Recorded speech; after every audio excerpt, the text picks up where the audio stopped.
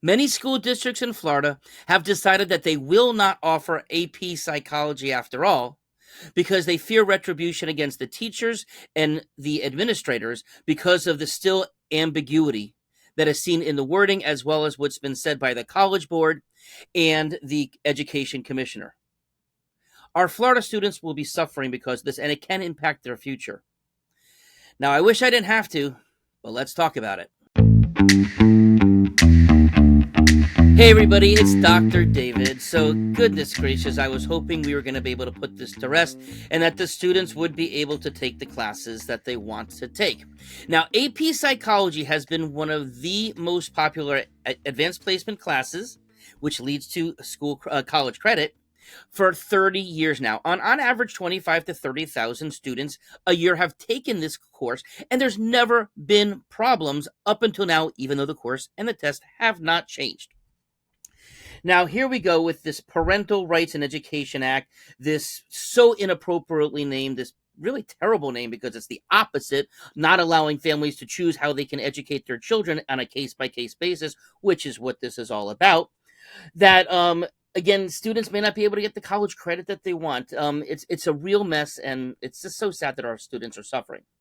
Now, the Education Commissioner, Manny Diaz, had made the announcement over the weekend saying that the department believes that the AP psychology course can be taught in its entirety in a manner that is age appropriate and developmentally appropriate.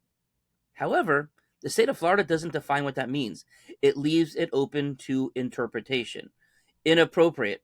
Anybody can find anything inappropriate, I guess, right? The teachers themselves are understandably scared. Let's face it. Would you have potential? You could lose your teaching license. You could actually be prosecuted for this. I'm liable. Parents can report you. Parents can antagonize you because of it. Although, unfortunately, we're seeing teachers being antagonized for all types of things these days. And, teachers go into this line of work because they want to help kids. They want to help families. They never in a million years thought they would be attacked, have a target on their backs the way it is now. Now, this has also put the school districts and the teachers in a really tough situation because, Brevard County, which is over in the northern, more eastern part of the state, this is what they actually have shared. They said that because their concern is if they teach the topic in its entirety, then they feel that, again, that somebody may say this is inappropriate and the teachers are attacked. But if they teach it without all of the content, the AP, the College Board that oversees the AP test and the class, has said that if it's not a complete test, we're not going to give college credit for it because you're only covering part of the information, not the full amount of information that gets the college credit. Okay, and so what they decided is they just weren't going to offer it all. Now, here in Hillsborough County, as well as in our surrounding counties like Pinellas County, Pasco County, they have decided the same thing. Okay. And they've decided that they're going to pivot to a different class.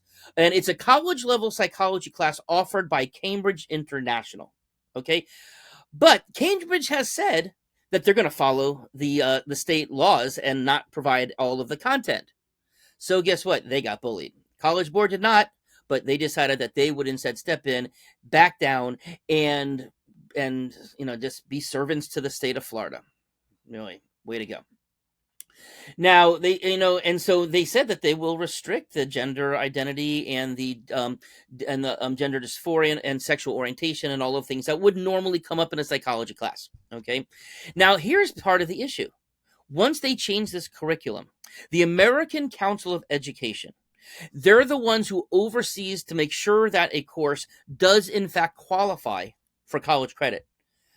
They are going, if Cambridge does change their curriculum the way they said, there's going to be an immediate investigation into this course to see if in fact it should still qualify. So kids could start taking this class and then find out that they're not going to get college credit after all. Okay. The Hillsborough County has actually already sent a letter to the 1,800 students and their families who signed up for this course, letting them know that they're making the switch over to Cambridge. Okay. Basically, in essence, they're basically saying to these opponents of the law, they're fearful of don't say gay. And that's what happened. Now, I guess one thing that kids could do is dual enroll in one of the community colleges that offers it, because of course this is a high school thing as well. But of course, you know what? Not every kid can get there. Not every kid wants to do that. Actually, a lot of colleges will look at AP credits with kind of like a little asterisk by it, because it is such a rigorous course and a hard thing to accomplish. So there goes the potential transcripts of these kids who will be at a disadvantage when they're competing with with kids from other states. Now, where does this stop? Okay. Now, first of all, there are similar concerns now being expressed in AP English and AP History, because there could very well be topics in the similar that come in those classes. Okay. Now, Hillsborough County itself has decided they are not going to allow full books of Shakespeare to be handed out and taught in the classroom. They're only going to allow the teachers to offer excerpts. Why is that? Well, let's face it. Back in the days during the Elizabethan period, all of the Shakespeare actors who were playing female roles, they were all in drag, right? So hey, hundreds and hundreds of years ago, they were allowed to be in drag and no problem, right? So, but now, let's face it, there are some tawdry references and in the scripts of some of these Shakespeares, and again, who could have a problem with that?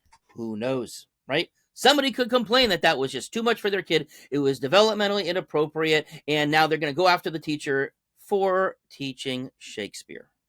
Now, they are saying, of course, the students can go off and read the Shakespeare on their own, but of course, I'm sure every student's going to do that, because I don't know about you, but we just loved reading Shakespeare when we were in school. So, I understand the point of it, the historical nature of Shakespeare.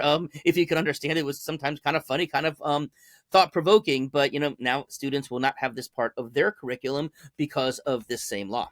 Okay, so